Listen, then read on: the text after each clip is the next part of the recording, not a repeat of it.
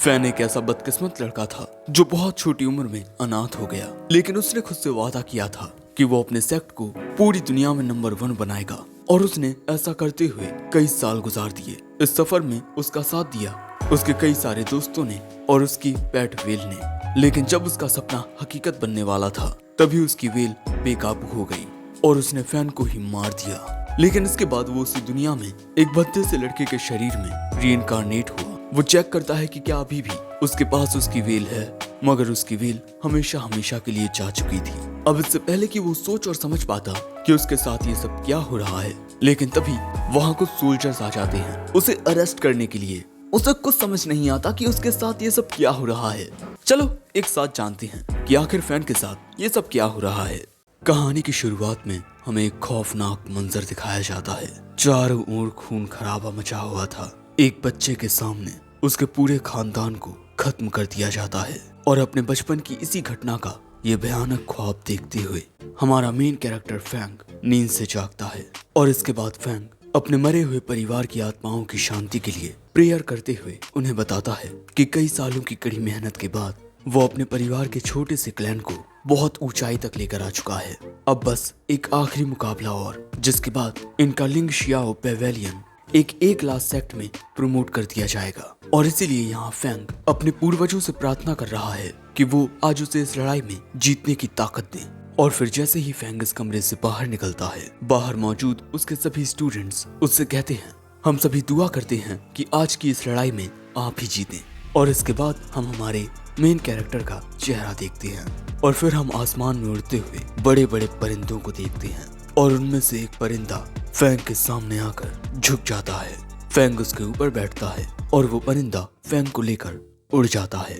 और दोस्तों, इसी दौरान हमें जानने को मिलता है कि इस दुनिया में स्पिरिचुअल पेट्स होते हैं जो बिल्कुल पोकेमोन की तरह होते हैं। आप उनके साथ ट्रेनिंग करते हैं और वो पेट्स विकसित होकर और भी ज्यादा ताकतवर बन जाते हैं। अब फैंग और उसके कुछ डिसाइपल एक बहुत ही खूबसूरत शहर में पहुंचते हैं। दोस्तों, तुम लोग भी इस टाउन की खूबसूरती देख सकते हो, जिसके बाद हमें वो हॉल दिखाया जाता है जहाँ पर फैंग का मुकाबला होने वाला है। दोस्तों, यहाँ कुछ बड़े बड़े ऐसे लोग थे जिन्हें हमारे फैंग का लिंग शियाओ पेविलियन सेक्ट जरा भी पसंद नहीं था, लेकिन कुछ लोग ऐसे भी थे जो फैंग की काफी इज्जत करते हैं। हमें जानने को मिलता है कि फैंग एक बहुत ही जाने माने परिवार में पैदा हुआ था, लेकिन इसके बाद एक हादसा हुआ और उस हादसे में सिर्फ वही जिंदा बच पाया। लेकिन फैंग ने कभी हार नहीं मानी। उसने बचपन से ही बहुत मेहनत की और जमीन पर गिर चुके अपने सेक्ट को वो आसमान की ऊंचाइयों तक लेकर आया। दूसरी ओर फैंग यहाँ अपने सभी डिसाइपल्स के पास आता है और कहता है, डुआनी, तुम्हें वो वादा तो याद है ना जो तुमने इस सेक्ट को ज्वाइन करते वक्त मुझसे किया था? वो कहता है, हाँ मुझे याद है, एक साथ सबसे ज्यादा ताकतवर बनना। फैंग बताता है कि शुरुआत से ही उसका ये सपना रहा है कि वो अपने लिंग शियाओ पेविलियन सेक्ट को पूरी दुनिया में नंबर 1 पर लाए, पर ये सब अकेले कर पाना उसके लिए नामुमकिन था। लेकिन अब जब उसके पास उसके सारे डिसाइपल्स हैं जो उसका इतना साथ दे रहे हैं, कंधे से कंधा मिलाकर चल रहे हैं, इसीलिए फैंग को पूरा यकीन है कि उनका लिंग शियाओ पेविलियन सेक्ट पूरी दुनिया में नंबर 1 पर आएगा। और इसके बाद फैंग हॉल में अपनी एंट्री लेता है और इसके बाद फैंग अपनी कल्टीवेशन आर्ट्स का यूज करते हुए अपने स्पिरिचुअल पेट को यहाँ सम्मन करता है, जो होती है ये जाइंट वेल। फैंग का ओपोनेंट ये बुढ़ा इस जाइंट वेल को देख फैंग की तारीफ करता है, पर इसके बाद वो भी अपनी कल्टीवेशन आर्ट्स का यूज करके एक बहुत ही विशाल एप को सम्मन करता है। और अब यहाँ एक बहुत ही खतरनाक मुकाबला होने वाला है। सबसे पहले फैंग हमले की शुरुआत करता है और उसकी जाइंट वेल के हमला करने से स्टेडियम में तूफान आ जाता है, मगर किसी को भी कुछ नहीं होता क्योंकि इन सभी लोगों के चारों ओर एक प्रोटेक्टिव बैरियर लगा हुआ है। तभी ताऊ का जाइंट एप फैंग की वेल में एक मुक्का मारता है, पर इसके बाद वो जाइंट वेल एक खतरनाक हमला करती है और अब यहाँ खतरनाक लड़ाई होने लगती है। हम देखते हैं कि वो जाइंट एप इस वेल को पकड़ के घुमाते हुए फेंक देता है। सो तभी फैंग अपनी वेल पर बैठकर आसमान में उड़ जाता है और इसके बाद वो आसमान से ही एक बहुत ही खतरनाक हमला उस जाइंट एप की ओर रिलीज करता है। वो जाइंट एप उस हमले को रोकने की कोशिश करता है, पर जब उसकी ताकत कम पड़ती है तब ये ताऊ अपनी कल्टीवेशन आर्ट से उसकी पावर को बहुत ज्यादा बढ़ा देते हैं।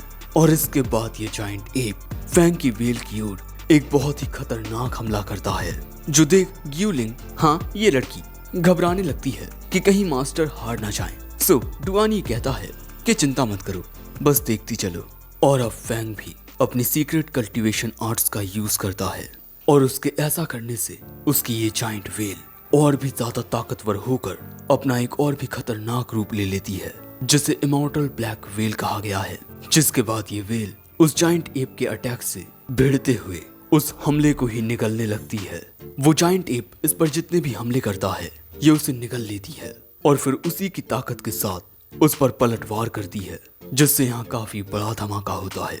और फिर आखिर में फैंग और ताऊ अपनी पूरी ताकत के साथ एक दूसरे पर आखिरी हमला करते हैं और इस हमले का नतीजा निकलता है कि ताऊ का जाइंट एप यहाँ हार चुका है। ये देख सभी लोग बहुत खुश होते हैं, मगर अगले ही पल में सब कुछ बदल जाता है। फैंग की जाइंट वेल खुद पर से काबू खो बैठती है और तब्दील हो जाती है रूटिंग कॉर्प्स वेल में, और फिर वो सब कुछ तबाह करने लगती है।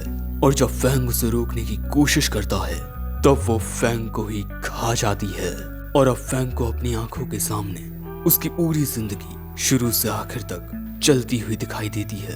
वो पैदा हुआ, उसके माता पिता ने उसका बहुत ख्याल रखा और उसे एक सीक्रेट आर्ट सिखाई जो सिर्फ उसके क्लैन वाले ही जानते हैं। जिसके बाद फैंग ने अपना पहला स्पिरिचुअल पेट चुना, अपनी वेल को, और फिर उसने तय किया कि वो अपना खुद का एक सेक्ट बनाएगा।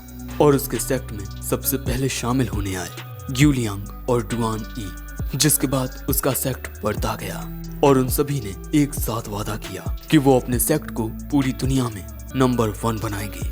सब कुछ सही चल रहा था, पर फिर फैंग की वेल बेकाबू हो गई और फैंग की आंखों के सामने ही सब कुछ खत्म हो गया। वो उस वादे को ना निभा सका जो उसने अपने माता पिता से किया था, और इसके अलावा उसका हर एक साथी भी उसे छोड़कर चला गया। और जब फैंग ने उनकी ओर जाने की कोशिश की तब वो अनंत काल की गहराई में गिर गया। लेकिन इसके बाद हमें रीइंकार्नेशन स्क्रोल के बारे में पता चलता है जो किसी शख्स ने फैंग को दिया था, ताकि अगर कभी कोई उसे धोखा देकर मार दे तब वो फिर से रीइंकार्नेट हो सके किसी और शख्स के शरीर में। और इसके बाद जब फैंग की आंखें खुलती हैं वो देखता है कि वो मरा नहीं है, पर उसका स्पिरिचुअल पेट वो जाइंट वेल उसे छोड़कर जा चुका है। और इसके बाद फैंग पानी पीने के लिए एक नदी के पास पहुंचता है, मगर यहाँ वो पानी में अपना चेहरा देख बहुत ज्यादा हैरान रह जाता है। इससे पहले कि वो कुछ समझ पाता तभी वहाँ उसे पकड़ने के लिए कुछ लोग आ जाते हैं और वो फैंग को वहाँ बेहोश कर देते हैं। जिसके बाद हम देखते हैं कि उन्होंने फैंग को एक जगह पर कैद कर दिया है।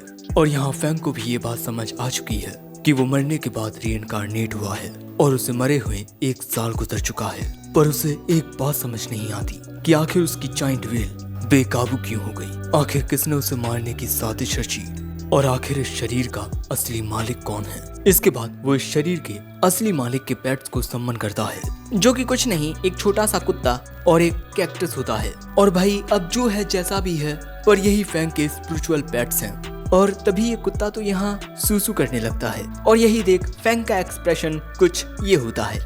तभी ये कैक्टस अपने हाथों को बड़ा करके इस डॉगी को उठा लेता है, पर तभी हम देखते हैं कि इनकी ओर एक गार्ड आ रहा था। सो फैंग तुरंत अपने नए स्पिरिचुअल पेट्स को वापस बुला लेता है और जैसे ही वो गार्ड अंदर आता है वो देखता है कि फैंग ने चारों ओर सूसू फैला दी है। जिसके बाद हम देखते हैं कि वो आदमी फैंग को अपने साथ ले जाने लगता है मिस बाई के पास। फैंग यहाँ पूछता है क्या ये मिस बाई मुझे टॉर्चर करने वाली हैं? पर वो आदमी कोई जवाब नहीं देता। जिसके बाद वो आदमी फैंग को एक कमरे के पास लाता है और वो उसे वहीं छोड़ देता है। फैंग इस कमरे के अंदर आता है और उसे अपने सामने एक मोहतरमा बैठी हुई दिखती हैं। ये यहाँ कहती हैं, क्या तुम जानते हो मैंने अब तक तुम्हें जिंदा क्यों रखा है? फैंग कहता है वो क्या है कि आप इतनी ज्यादा अच्छी हैं कि आप मेरी गलतियों को सुधारने के लिए मुझे एक और मौका देना चाहती हैं, है ना? पर वो मोहतरमा कहती हैं तुमने मुझे नहाते हुए देखने की गुस्ताखी की है। फैंग कहता है अरे वो तो एक गलत फहमी थी। पर मिस बाई फैंग के पास आकर कहती हैं तुमने जो किया है अगर मैं उसके लिए तुम्हें मार तक दूं तब भी इससे मुझे संतुष्टि नहीं मिलेगी। कैसा रहेगा अगर मैं तुम्हें जिंदगी भर अपने पास अपना गुलाम बनाकर रखूं? फैंग मोहतरमा से दूर होते हुए कहता है वो क्या है कि मुझे सेवा विवा करना नहीं आता, मैं आपका गुलाम नहीं बन पाऊंगा। और यही कहकर वो यहाँ से जाने भी लगता है। पर तभी मिस बाई कहती हैं क्या मैंने तुम्हें यहाँ से जाने की इजाजत दी और अगले ही पल में वो अपने स्पिरिचुअल पेट के साथ फैंग पर हमला करके उसे दूर गिरा देती है। दोस्तों, मिस बाई का स्पिरिचुअल पेट होता है ये जायंट स्नेक। अब मिस बाई को लगता है कि यहाँ फैंग मर चुका है, मगर तभी धुएं के बीच से फैंग के दोनों स्पिरिचुअल पेट्स निकलते हैं, वो भी कतई बैडास अंदाज में। लेकिन जो हकीकत थी उसे देख मोहतरमा और उनका सांप हंसने लगते हैं और इसके बाद वो फैंग की ओर हमला करते हुए कहती हैं, तुम्हें क्या लगता है तुम इनसे मुझे हरा पाओगे? तभी फैंग अपने डॉगी को उस सांप पर हमला करने के लिए भेजता है और जैसे ही वो सांप इस डॉगी को खाने वाला था, वो डॉगी तेजी से दूसरी ओर मुड़ जाता है और बहुत तेज रफ्तार में उस सांप का ध्यान इधर उधर करने लगता है। और इतनी ही देर में ये कैक्टस महाशय अपना पूरा जोर लगाकर बिल्कुल किसी गुलेल की भांति मोहतरमा के सांप से टकराते हैं और इसके बाद उस सांप को अपनी जटाओं में भरने की कोशिश करने लगते हैं, पर इससे मोहतरमा को गुस्सा आ जाता है, जिसके बाद उनका सांप तेजी से घूमकर कैक्टस महाशय को निकल जाता है।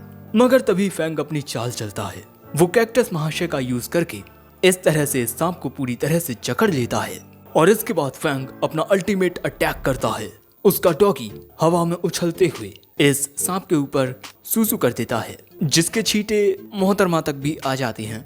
यहाँ पर फैंग तो काफी खुश होता है, मगर मोहतरमा अत्यधिक नाराज हो चुकी थी और अब वो यहाँ अपनी अल्टीमेट स्किल का यूज करती हैं, जिससे मोहतरमा का सांप आग में जलने लगता है और ये है सांप की फ्लेम स्केल स्किल। और दोस्तों, इसका प्रेशर इतना ज्यादा था कि यहाँ पर तूफानी हवाएं चलने लगी थी और इस आग में जलकर कैक्टस महाशय भी क्षतिग्रस्त हो जाते हैं और फिर इस डॉगी में भी वो सांप अपनी पूंछ मारकर इन्हें भी धराशाही कर देता है, जो देख फैंग उन दोनों को वापस अपने पास बुला लेता है।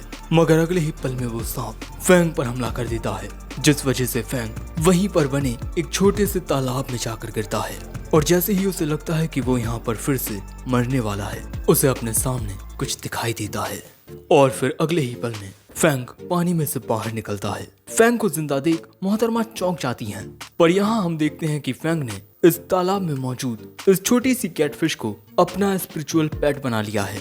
और यही देख मोहतरमा हंसते हुए कहती हैं कि तुम तो बहुत ही बड़े वाले बेवकूफ निकले। मैं मानती हूँ कि कैटफिशेस को इन जायंट व्हेल्स में तब्दील किया जा सकता है, लेकिन 1 साल पहले हुए उस कंपटीशन के दौरान उस व्हेल ने अपने ही मास्टर को खा लिया था और इसीलिए जो मेन लीग थी उन्होंने एक ऑर्डर दिया कि सभी कैटफिशेस को खत्म कर दिया जाए और इसके बाद ऐसा ही किया गया। और ये जो कैटफिश है वो शायद इस पूरी दुनिया में मौजूद आखिरी कैटफिश है। और सबसे बड़ी बात तो ये है कि लिंगशियाओ पेवेलियन के मास्टर के अलावा किसी को भी एक कैटफिश को विकसित करने की सीक्रेट आर्ट्स नहीं आती, यानी कि तुम कभी भी इस कैटफिश को विकसित नहीं कर पाओगे।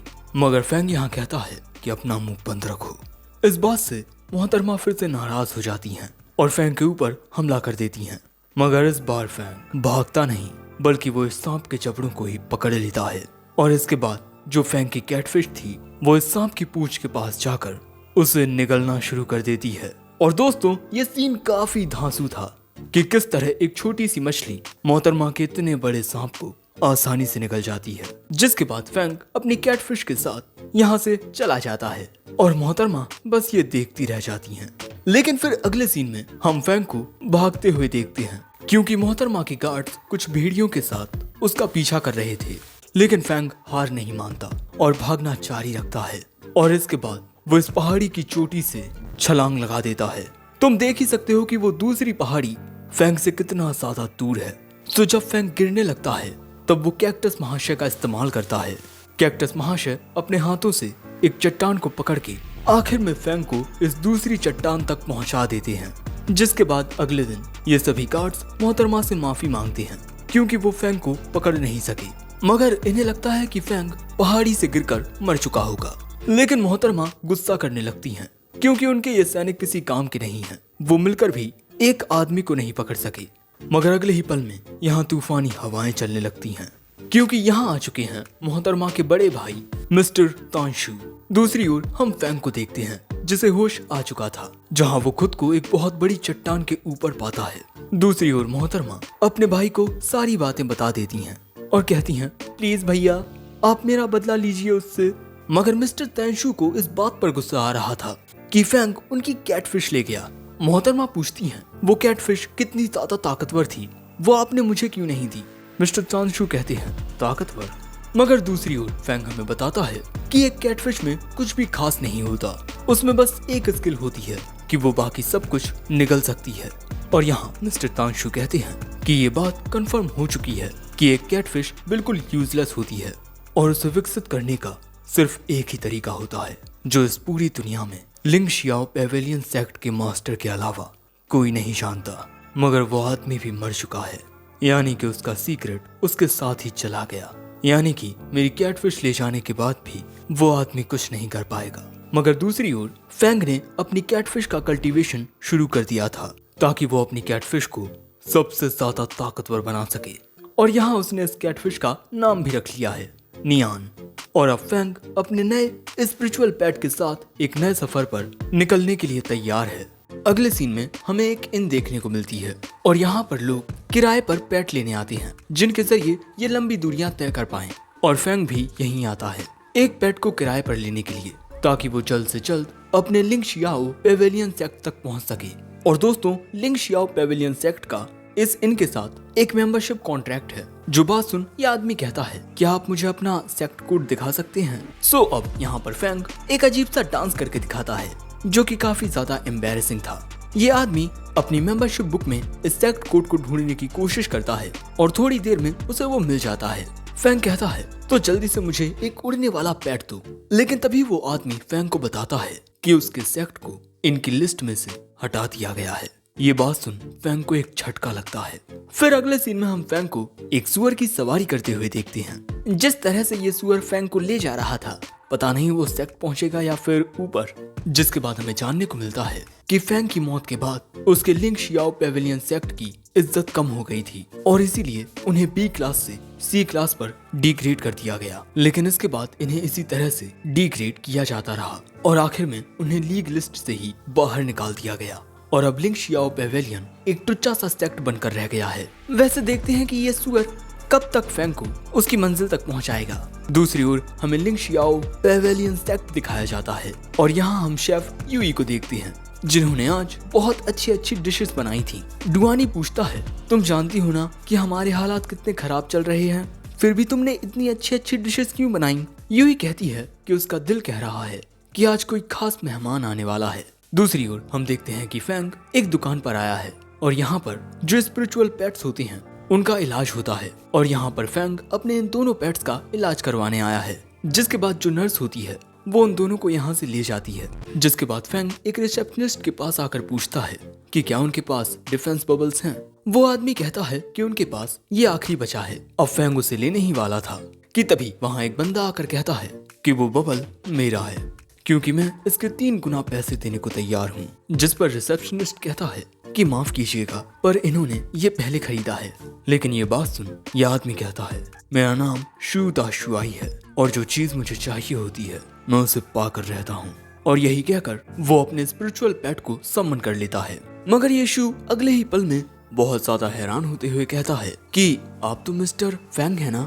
जिसके बाद शू फैंग को खाना खिलाता है। शू यहाँ पूछता है कि आखिर आप इतने वक्त से थे कहाँ? फैंग कहता है, मैं बस पहाड़ों पर फूल उगा रहा था और कुत्तों को पाल रहा था। वैसे मिस्टर शू मुझे आपकी एक मदद चाहिए। मगर शू कहता है, आप बड़े बदले बदले नजर आ रहे हैं, आपने शराब भी नहीं पी। फैंग कहता है, अरे वो कल रात मैंने एक लड़की के साथ बहुत शराब पी ली। मगर शू कहता है, नहीं आपको आज भी शराब पीनी पड़ेगी तभी मैं आपकी मदद करूंगा। बेचारा फैंग, अब उसे शराब पीनी ही पड़ेगी। दोस्तों बात यह है कि जब भी फैंग शराब पी लेता है तब उसे शराब बहुत ज्यादा चढ़ जाती है। लेकिन यहाँ हम देखते हैं कि फैंग कई सारे मटके भर के शराब पी चुका है और वो ये देखकर हैरान है कि उसे बिल्कुल भी शराब नहीं चढ़ रही। शायद से इस बॉडी का जो असली ओनर था उसे बहुत ज्यादा शराब पीने की आदत थी। अब इसके बाद फैंग अपना बबल लेकर यहाँ से जाने लगता है पर यहाँ फैंग की नजर उस शख्स पर जाती है जो शू के बगल में बैठा था जिसे शू ने अपना गुलाम बनाया हुआ है। सो फैंग उसके पास जाकर उसकी रस्सियां खोलता है और कहता है कि अब तुम आजाद हो।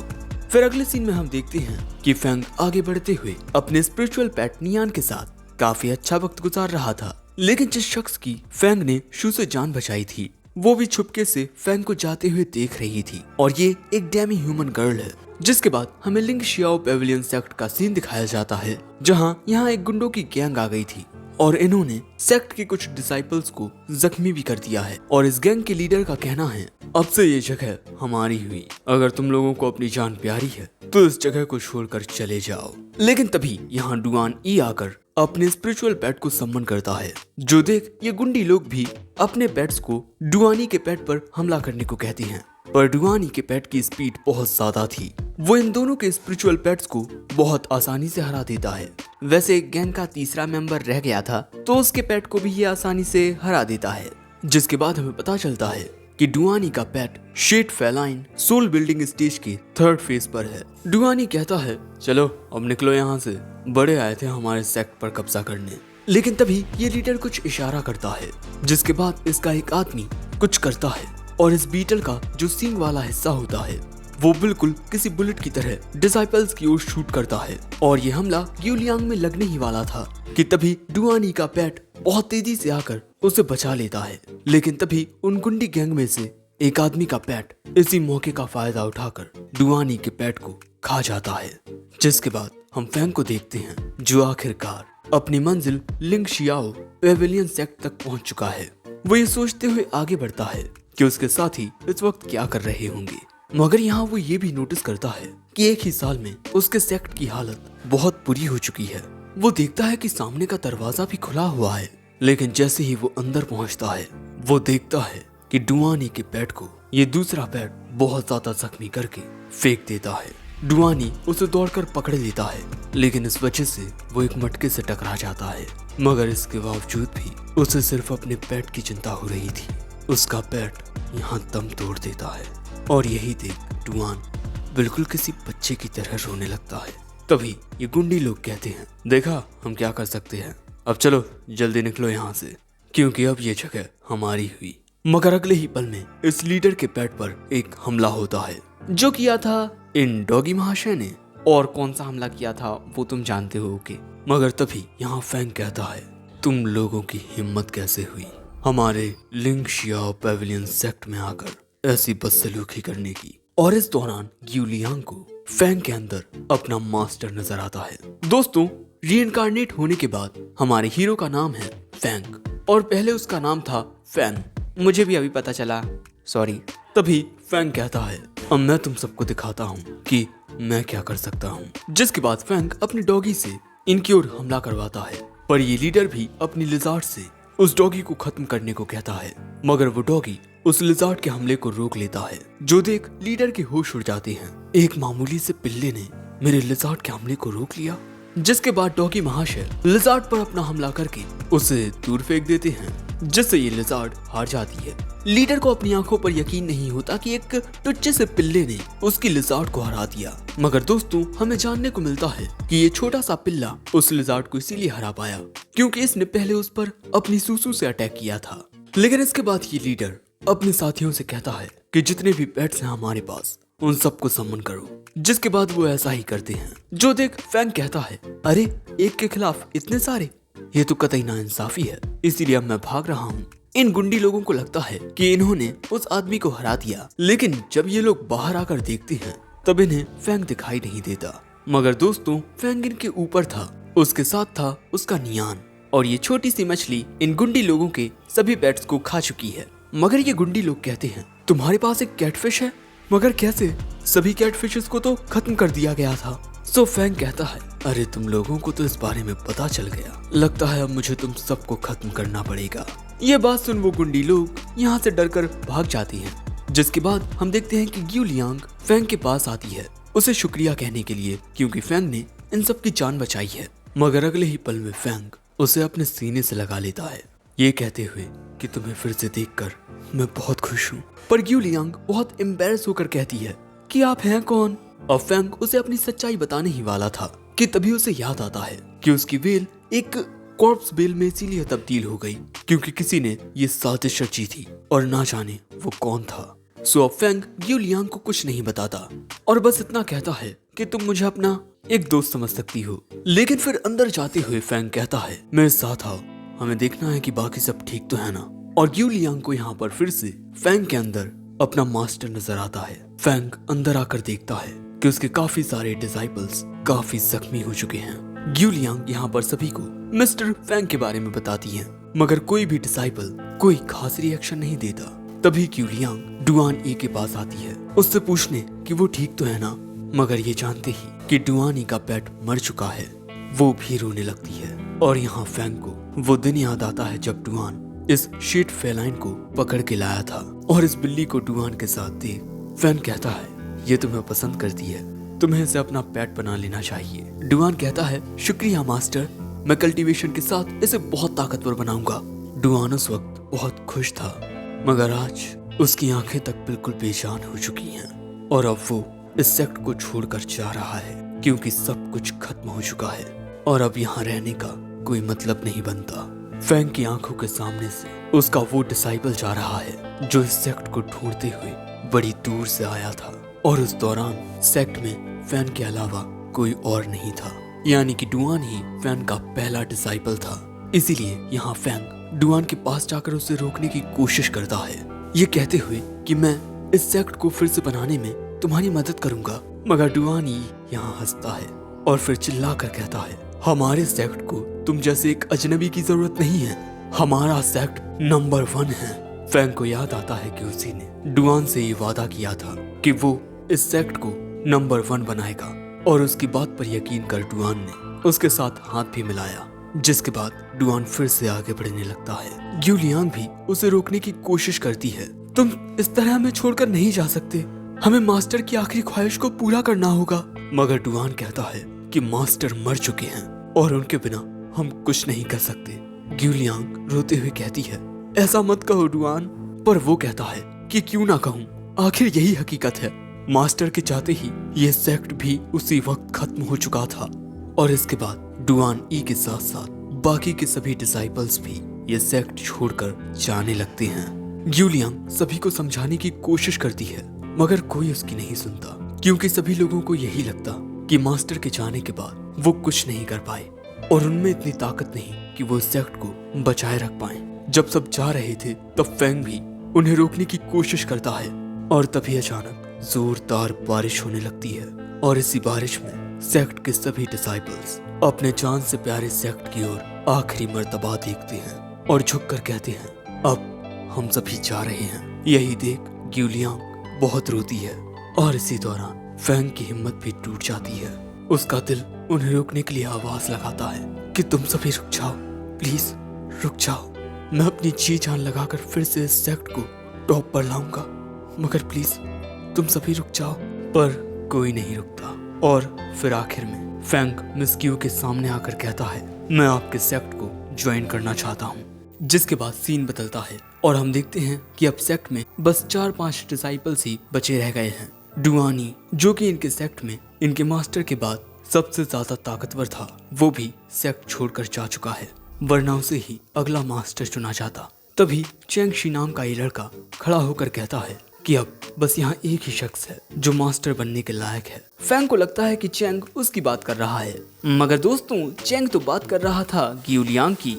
और इसके बाद ये तीनों ही मिस ग्यू को मास्टर कहकर पुकारने लगते हैं और क्योंकि इनके पास कोई दूसरा ऑप्शन नहीं था, इसीलिए मिस ग्यू कुछ वक्त के लिए सेक्ट की मास्टर बनने को राजी हो जाती हैं। अब आगे बात आती है कि अब इन्हें क्या करना चाहिए। तो फैंग कहता है कि हमें स्पिरिचुअल पेट्स पकड़ने पर ध्यान देना चाहिए और इस दौरान फिर से मिस ग्यू को फैंग के अंदर मास्टर फैंग दिखाई देते हैं, जिसके बाद हमें जानने को मिलता है कि लिंग शियाओ पेविलियन सेक्ट के सारे स्पिरिचुअल पेट्स मारे जा चुके हैं और फैंग को छोड़कर इस वक्त सेक्ट में किसी के भी पास कोई भी पेट नहीं है। इसीलिए इन्हें सबसे पहले पेट्स पकड़ने पर ध्यान देना होगा। लेकिन अब सवाल आता है कि पेट्स पकड़े कहां से जाएं?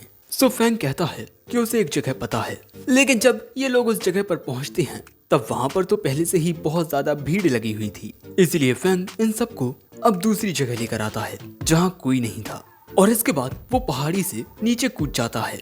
चेंग को लगता है कि फैंग तो गया, लेकिन फैंग नीचे सही सलामत था और इसके बाद वो इन तीनों को भी अपने कैक्टस महाशय के जरिए यहाँ घाटी में नीचे उतार लेता है। और दोस्तों यही है वो सीक्रेट जगह जहाँ इन्हें पेट्स मिलेंगे। जिसके बाद फैंग उन सबको घाटी के अंदर लेकर आने लगता है, जिसके बाद हमें इन पेट्स के कुछ स्टेजेस के बारे में बताया जाता है जो बात मुझे समझ नहीं आती। यहाँ फैंग बताता है कि जो ये फ्लावर टाइप रॉक्स हैं ये इस वक्त सीडिंग स्टेज के 5th या 6th फेज पर हैं और इसके साथ ही यहाँ मौजूद थे केव मंकीज और ये फ्लावर रॉक्स से थोड़े हाई स्टेज पर होते हैं। लेकिन तभी मिस यूई पूछती हैं कि वो पेट किस ग्रेड का है। दोस्तों ये एक फायर टेल फॉक्स है। फैंग मन में कहता है कि एक सोल बिल्डिंग स्टेज का पेट, वो भी इस घाटी में, ये तो नामुमकिन है। शायद से ये किसी का पेट है। और उसके इस बात को नोटिस करते ही एक शख्स उस पर पीछे से हमला कर देता है, पर फैंग वक्त रहते बच जाता है।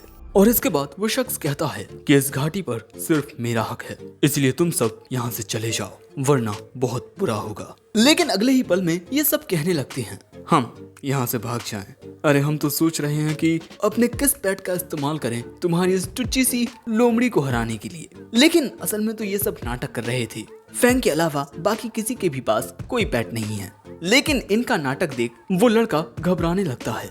इनका नाटक कतई खौफनाक था और इसीलिए वो लड़का यहाँ से डरकर चला जाता है। ये तीनों तो काफी खुश होते हैं, मगर अचानक ही यहाँ एक अजीब सी आवाज आती है और वो थी इस घाटी के लॉर्ड की आवाज। ये सभी दौड़कर उस ओर जाने लगते हैं। इनके साथ वो लड़का भी था अपनी लोमड़ी के साथ। जिसके बाद ये सब देखते हैं कि इनके सामने होता है इस घाटी का लॉर्ड राइनो हॉर्न पांडा। ये लड़का उस पांडा पर अपनी फायर फॉक्स के साथ पहले हमला कर देता है, मगर वो पांडा अपनी यूनिक स्किल का यूज करता है जिससे ये लोमड़ी हमला नहीं कर पाती। और इसके बाद पांडा अपने हॉर्न से हमला करके इस लड़के को घायल कर देता है और उस हमले से ये लड़का रंगहीन हो जाता है। तभी ये पांडा अपने सींग से फैंग की ओर हमला करता है, पर फैंग उसके हमले से बच जाता है और इसके बाद वो बाकी सबसे छिप जाने को कहता है। मगर दोस्तों पांडा के हमले का असर अब फैंग पर दिखने लगा है।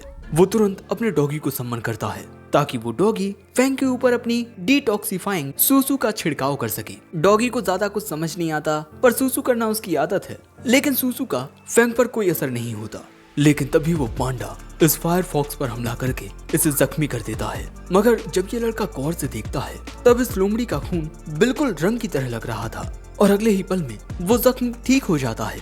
और इससे फैंग को एक बात समझ आती है कि ये पांडा हमला करके रंगों को एब्जॉर्ब कर लेता है और फिर उन रंगों का इस्तेमाल इल्यूजन बनाने में करता है। लेकिन तभी वो पांडा अपना रूप बदलकर इन पर पीछे से हमला कर देता है और इसके बाद नॉर्मल भी हो जाता है। लेकिन हमारे फैंग को क्या हो गया, ये कैसा लग रहा है? जिसके बाद हम देखते हैं कि वो पांडा फायर फॉक्स के साथ लड़ने लगता है और ये उस फॉक्स पर भारी भी पड़ रहा था। और क्योंकि अब ये लोमड़ी सच में थोड़ी जख्मी हो चुकी है, इसीलिए वो लड़का कहता है हमें साथ मिलकर इससे लड़ना होगा, क्या बोलते हो? फैंग मान जाता है। जिसके बाद फैंग इस पांडा के ऊपर अपने कैक्टस महाशय द्वारा हमला करता है, पर उसे कुछ नहीं होता, बल्कि वो कैक्टस महाशय को ही धोबी पछाड़ दे मारता है और इसके बाद अपने सींग से इनके सामने रोशनी करके इनके सामने से गायब हो जाता है। सो ये फायर फॉक्स अपनी आंख को बढ़ाकर उस पांडा का साया ढूंढकर उस पर हमला कर देती है। मगर ये पांडा की चाल थी। पांडा फायर फॉक्स पर ऊपर से हमला करता है जिससे वो हार जाती है और इसके बाद पांडा इनके ऊपर स्पिरिचुअल पॉल्यूशन नाम की स्किल यूज करता है जिससे इनके सोचने की क्षमता पर असर पड़ता है और इसी का फायदा उठाकर पांडा इन दोनों को धोने लगता है। और सच कहूँ दोस्तों, इस वक्त डॉगी महाशय को कुछ समझ नहीं आ रहा था क्योंकि इस दुनिया में डॉगीज कलर ब्लाइंड होते हैं। लेकिन अपने मास्टर को कुटता हुआ देख डॉगी पांडा पर पीछे से हमला करके उसे गिराकर उस पर सूसू कर देता है जिससे पांडा हार जाता है। लेकिन तभी ये लड़का गद्दारी करता है। वो पांडा को पकड़कर उसे लेकर भागने लगता है और फिर अपने एक पेट का इस्तेमाल करके वो पांडा को लेकर यहाँ से उड़ जाता है। फैंग कहता है आज हमारी किस्मत ही खराब है। जिसके बाद हम देखते हैं कि वो लड़का उस पांडा को लेकर ईसे सेक्ट में आता है और कहता है मैं यहाँ मिस्टर यो से मिलने आया हूँ। जिसके बाद हमें इस जगह पर काफी सारे पेट्स कैद दिखाई देते हैं। जिसके बाद हम उस मिस्टर यो यांग को देखते हैं जो कि ईसे सेक्ट की एक ब्रांच लीशर सिक्योरिटी का हेड है। ये यहाँ कहता है ओह सुमुशान, तो तुम यहाँ पर एक लॉर्ड को पकड़कर आ ही गए। सच में तुम में काबिलियत है, तुम हमारे सेक्ट को ज्वाइन क्यों नहीं कर लेते?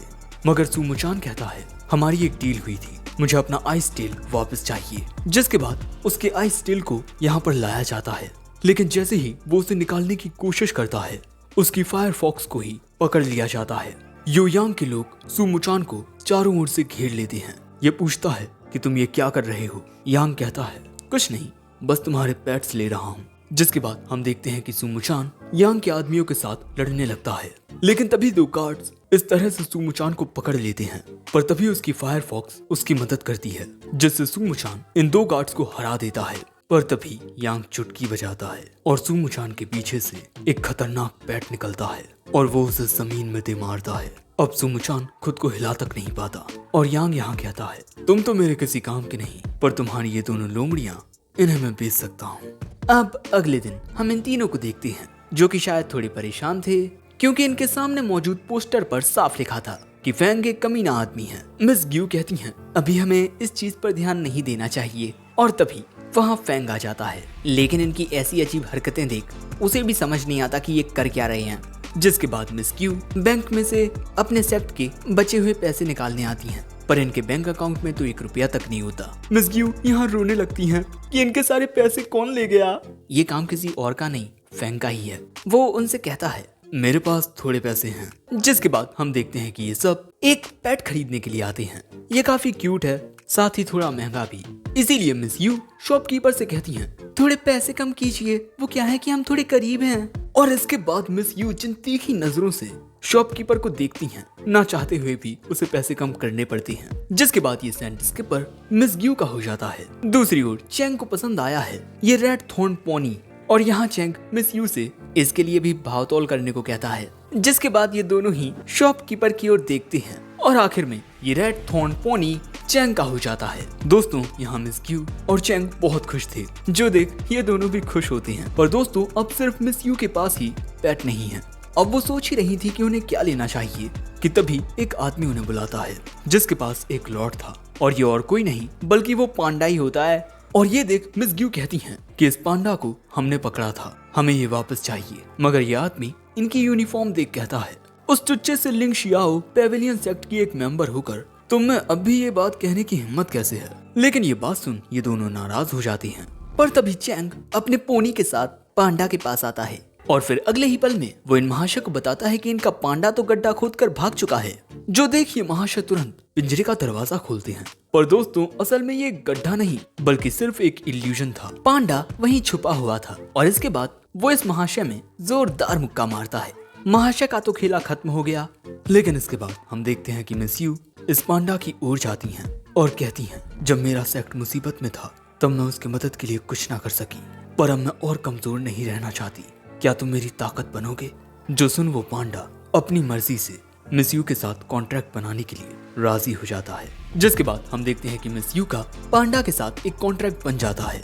पर यहाँ फैंग की नजर 2 फॉक्सेस पर जाती है। फैंग कहता है कि क्या उसने अपने ही पेट्स को बेच दिया। वहीं पांडा तो मिस यू के सामने सख्त लौंडा बन रहा है। वैसे अब हम देखते हैं कि इन दोनों को आजाद कर दिया गया है। जिसके बाद हम देखते हैं कि ये दोनों इशारों के जरिए कुछ कहने की कोशिश कर रहे हैं। फैंग समझ जाता है कि इनके मास्टर को पकड़ लिया गया है, लेकिन जो ईसे सेक्ट है वो इनके सेक्ट से काफी ज्यादा ताकतवर है और उनका जो हेड है मिस्टर यांग, उसके पास एक जनरल लेवल का स्पिरिचुअल पेट है। लेकिन फैंग कहता है मेरे पास एक प्लान है। जिसके बाद हम देखते हैं कि ये सभी अपने सेक्ट में वापस आ जाते हैं और यहाँ फैंग इन्हें एक लेटर देता है जो कि इनके मास्टर फैन इनके लिए छोड़ कर गए थे, जिसमें लिखा है कि एक पेड़ के नीचे एक बॉक्स खड़ा है जिसमें ऐसी पिल्स हैं जिन्हें खाकर पेट्स जल्दी विकसित हो सकते हैं। लेकिन इस डिब्बे के पास इन्हें एक और लेटर मिलता है जिसमें लिखा था कि अगर तुम ये नोट पढ़ रहे हो तब शायद से मेरी मौत हो चुकी है। मुझे माफ करना कि मैं तुम लोगों को ज्यादा कुछ सिखा नहीं पाया और इस वक्त तुम सब जितनी भी दिक्कतों का सामना कर रहे हो वो मेरी वजह से हैं। मुझे इसके लिए माफ कर देना और प्लीज हालात चाहे कैसे भी हो कभी हार मत मानना, क्योंकि हमने जो खोया है हम उसे वापस पाकर रहेंगे। लिंग शियाओ पेविलियन सेक्ट एक बार फिर से टॉप पर पहुंचेगा। दोस्तों इस बॉक्स के अंदर इन्हें वो पिल्स मिलती हैं जिन्हें खाकर पेट्स बहुत जल्दी विकसित हो सकते हैं। अपने मास्टर की ये आखिरी निशानी देख मिस क्यों यहाँ रोने लगती हैं। वैसे ये सारे लेटर्स फैंग ने लिखे हैं। अगले सीन में हम सुमुचान को देखते हैं जिसे कैद करके टॉर्चर किया जा रहा था ताकि वो अपने पेट्स के साथ अपना कॉन्ट्रैक्ट तोड़ दे, लेकिन सुमुचान ऐसा नहीं करता।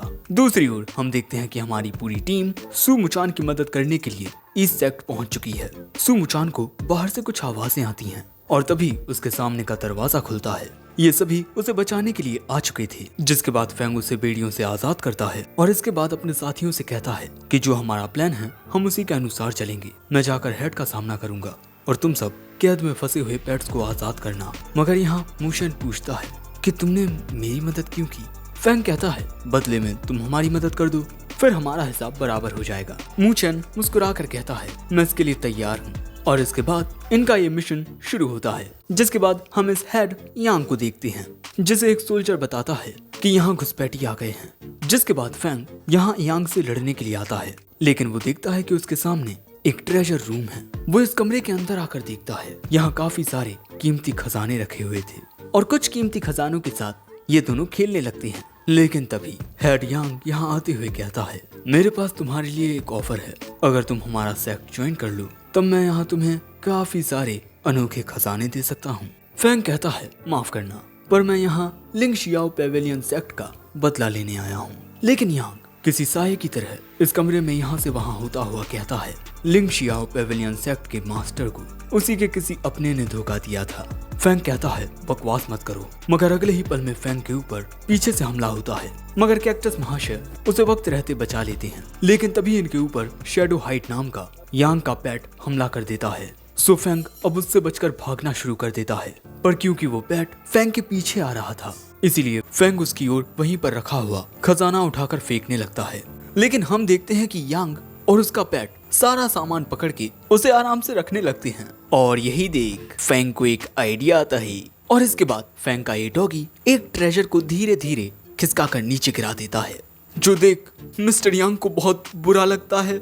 लेकिन इसके बाद जो कैक्टस महाशय थे वो तो अपनी जटाओं से मिस्टर यांग के ऊपर पूरी अलमारी ही गिरा देते हैं। जिसके बाद फैंग को लगता है कि अब कुछ देर तक यांग उसके पीछे नहीं आएगा। लेकिन तभी यांग का पेट फैंग पर हमला करके उसे जख्मी कर देता है और फैंग यहाँ ये बात समझ चुका है कि ये शैडो पेट बहुत ही ज्यादा ताकतवर है। दूसरी ओर हम देखते हैं कि ये चारों सभी कैद किए गए पेट्स को आजाद कर देते हैं। लेकिन तभी उस ओर से एक काफी बड़ा धमाका होता है जहाँ फैंग था। तभी इनके पास फैंग पहुँचता है जख्मी हालत में। मिस ग्यू तुरंत फैंग के पास आती हैं। फैंग यहाँ कहता है ये लड़ाई बहुत खतरनाक होने वाली है।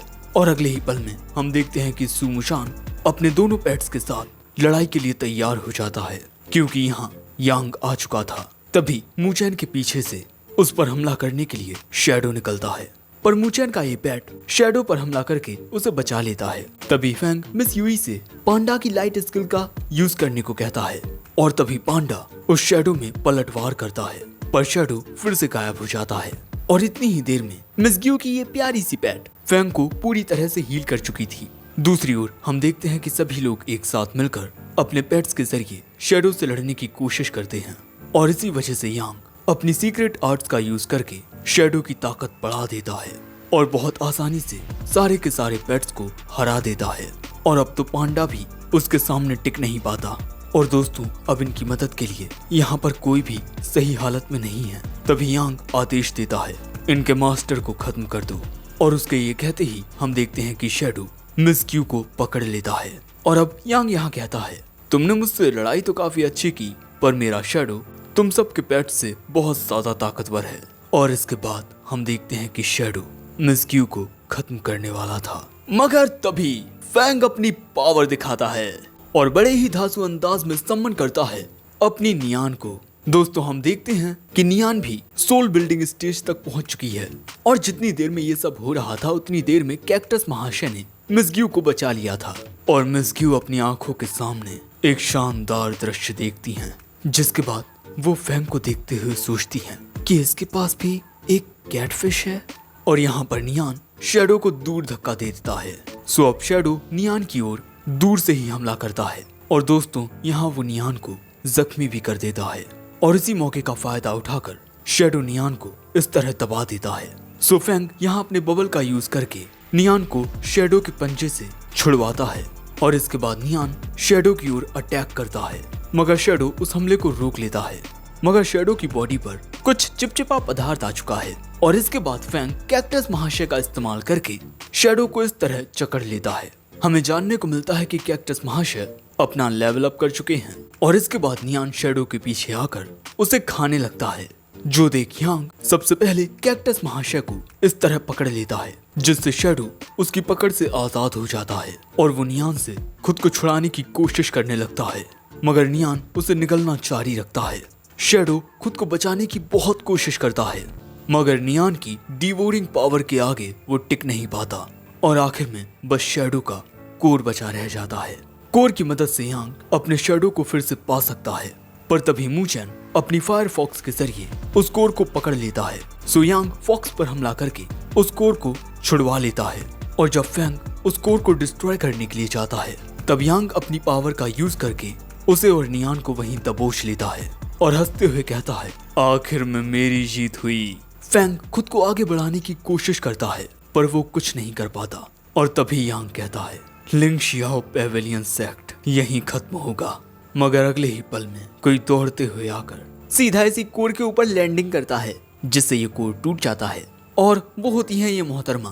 तुम्हें याद होगा कि फैंग ने इन्हें आजादी दिलाई थी, लेकिन तभी यांग इन मोहतरमा पर पीछे से हमला करता है, लेकिन मोहतरमा पलटवार करके यांग को बहुत दूर फेंक देती हैं। दोस्तों, मोहतरमा इज वेरी पावरफुल। इन्हें देख फैंग को याद आता है कि अरे हाँ, ये तो वही हैं। और यांग यहाँ कहता है, मुझे बचाने के लिए शुक्रिया। एंड हम देखते हैं कि मैडम को तो फैंग से शिद्दत वाला प्यार हो चुका है, इसीलिए वो शर्माकर यहाँ से भाग जाती हैं।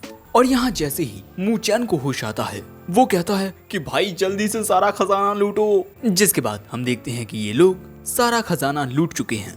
मूचेन यहाँ कहता है, मुझे इस खजाने का 70% हिस्सा चाहिए, लेकिन तभी फैंग का डॉगी उसे सूसू देता है जिससे वो पुरानी बात भूल जाता है और 50-50 के लिए राजी हो जाता है। लेकिन तभी फैंग उसे फिर से भुला देता है और चैंग कहता है, तुमने हमें जो धोखा दिया था उसका तुम्हें अफसोस है, इसीलिए तुम अपना 50% हिस्सा भी हमें दे रहे हो। जिसके बाद होता यही सब कुछ है। आखिर में मूचेन को मिलता सिर्फ ये डिब्बा ही है।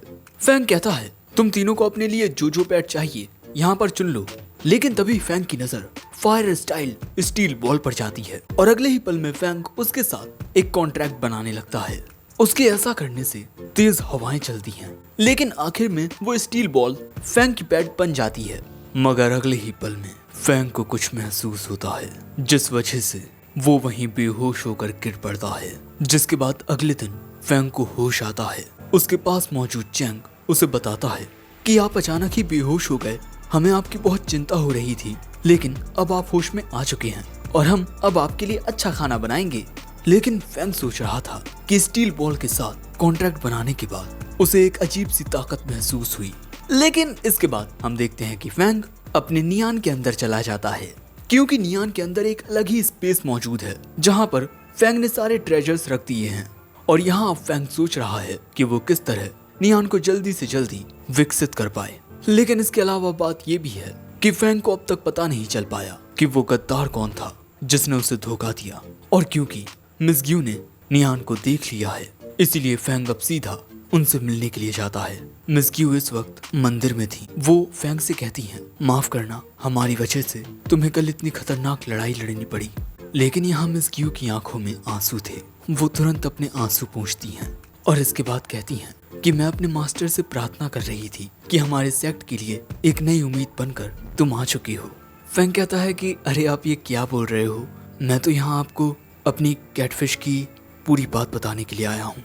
जिसके बाद अगले सीन में हम देखते हैं कि फैंग अपनी कैटफिश की एक कहानी मिस ग्यू को सुना चुका है। अब इसके बाद फैंग पूछता है कि मास्टर, आखिर आपने लिंग शियाओ पेविलियन सेक्ट ज्वाइन क्यों किया था? लेकिन इस बात को टालते हुए मिस ग्यू फैंग को ये पोस्टर दिखाकर पूछती हैं कि इस पोस्टर में तुम ही हो ना? क्या तुम सच में एक कमीने हो? फैंग कहता है, ये सब बस एक गलतफहमी है, प्लीज आप मेरी बात मानिए। मिस ग्यू कहती हैं, मुझे तुम्हारे ऊपर यकीन है। हमने इतने दिन जो एक साथ गुजारे, मुझे कभी नहीं लगा कि तुम्हारी सोच किसी भी तरह से घटिया है, बल्कि मुझे तो तुम बहुत जाने पहचाने लगे। तुम्हारे काम करने का अंदाज, तुम्हारी वो कैटफिश, हर एक चीज मेरे मास्टर फैंग के जैसी है। मैं तुमसे सच जानना चाहती हूँ, क्या तुम मेरे मास्टर के कोई डिसाइपल हो या फिर कोई दोस्त, या फिर कहीं तुम मेरे मास्टर ही तो नहीं? तो अब फैंग यहाँ क्या जवाब देगा, ये जानने को मिलेगा अगले पार्ट में, क्योंकि ये पार्ट यहीं खत्म होता है। अगर वीडियो पर अच्छा रिस्पॉन्स आया तो एक हफ्ते बाद इसका नेक्स्ट पार्ट आ जाएगा। वैसे तब तक के लिए सायोनारा।